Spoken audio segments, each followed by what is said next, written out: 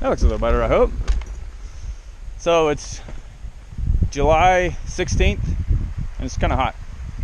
So I'm gonna take my neck guard and get it wet. Woohoo! That'll help a lot. Last time I rode out here, we would douse our shirts in it and made a big difference. Mobile air conditioning.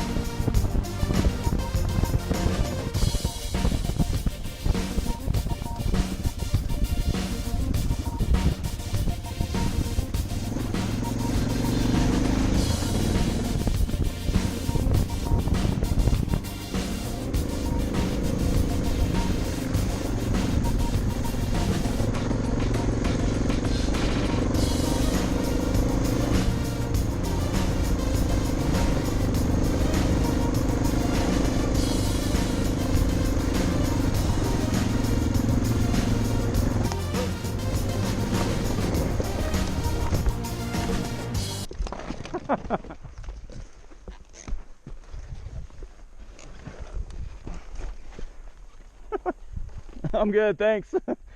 I hit that rock. I'm good.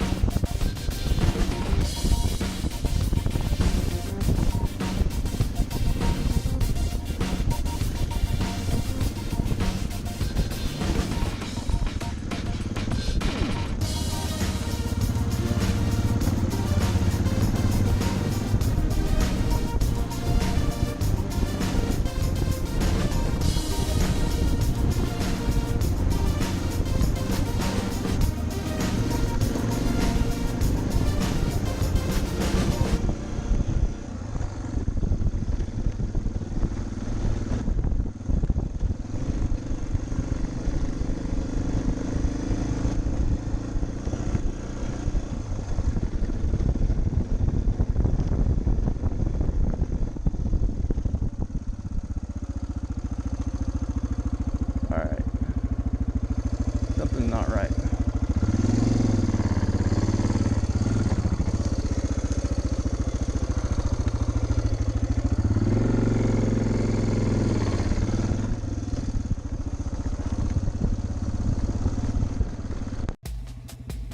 So for the rest of this video, the audio is terrible.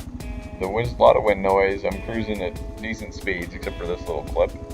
And so the wind noise is really bad. I don't have a windsock. I don't have anything on this GoPro Sessions.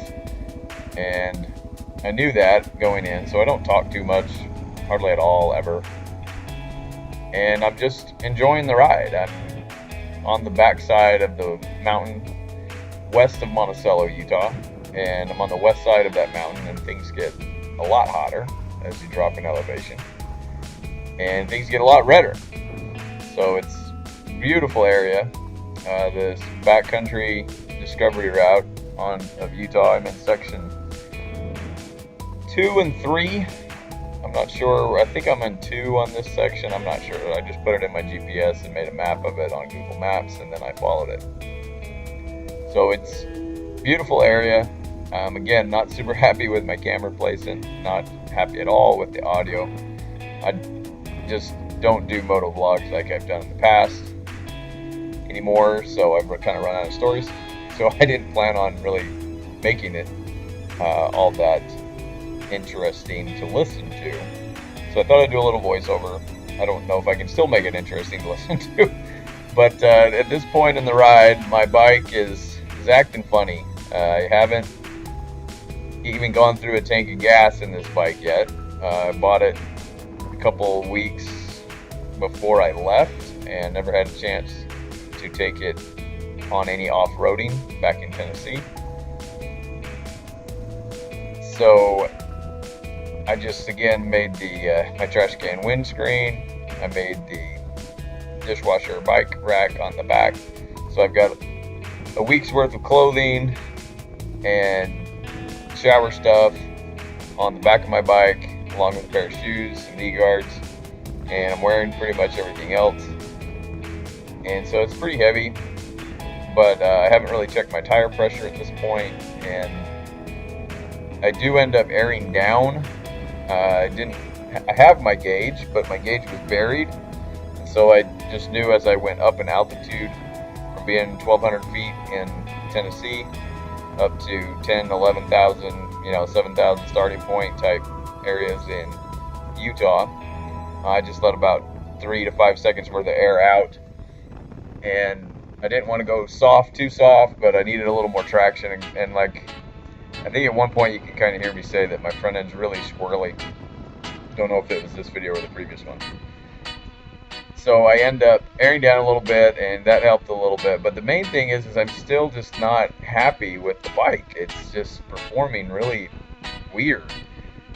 In the previous clip before I started talking, I went up and made a little crash, and if I gave the bike full throttle, or a lot of throttle, it seemed to perform fine. But if I was trying to chug along, if I was in idle, it seemed to be okay. But anything between like 3/4 throttle and an 1/8 of a throttle, everything was really herky-jerky, and so I knew something was not right. I thought it was the chain. Ended up adjusting the chain again, back and forth. I even took off my cover in the front sprocket because I was worried that I was missing some teeth on that sprocket or something. The guy that I bought the bike from was very technologically minded, good mechanic type guy. So I was like, surely that can't be it, because he put on the hand guards, he put on wider pegs, he put on plates to where your levers are, so you can't have your foot levers go through your case like I've seen in Moab. He's very conscientious of cool stuff. We even had bar risers, and so I was like, surely this guy didn't have something wrong with the bike. And anyway, I end up finding out what the problem is, but I'll save that for a later video. So at this point, I'm just kind of cruising and making sure. The bike's starting well, but the few days, about 3 or 4 days before I left, I went to start the bike and the battery was down. I was like, oh crap, if I've got a bad battery, that's not going to be good when I'm trying to ride with these other guys. I don't want to be the guy that the bike won't start. So I'm thinking that that's an issue. But it didn't end up being an issue because, I put it on the trickle charger, and then every day when it was on the back of the truck, I would start it in the morning, making sure it gave it some energy. And that didn't ever end up being the problem. But I just didn't have enough time with this bike. At this point, I'd probably put 50 miles or less on it total. Haven't even gone through a tank of fuel. And don't know when it goes to reserve. And I'm out here by myself and going on a place I've never been before. Just the phone and my music to keep me company, and the cameras. But it was great, no problem. But again, it's getting really hot, so I would stop at water crossings. And there's some cattle that I found.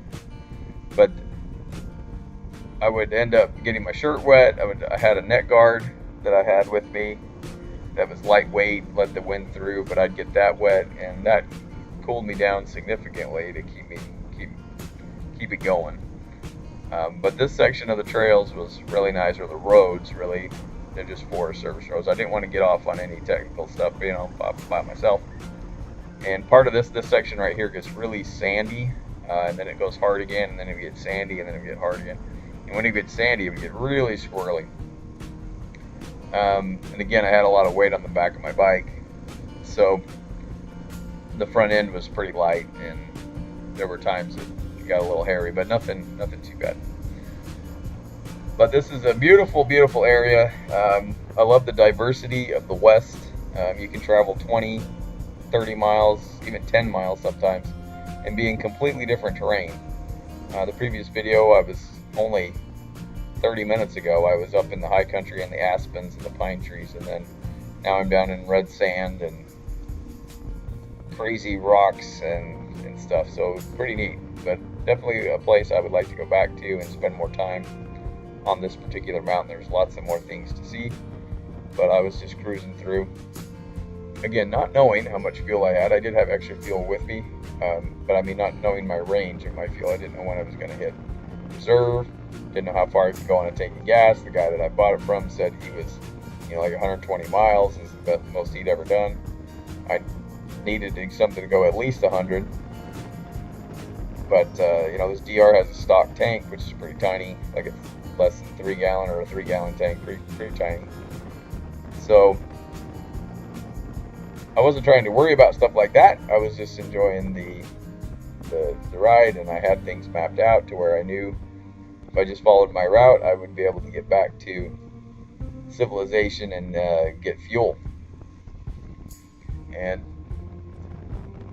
I ended up detouring a little bit. My route took me further, but I saw a sign that said Blanding, Utah, and that's where I was needing to go, and so I cut the route. It said 30 miles, and so I ended up taking that instead of going further out into the desert.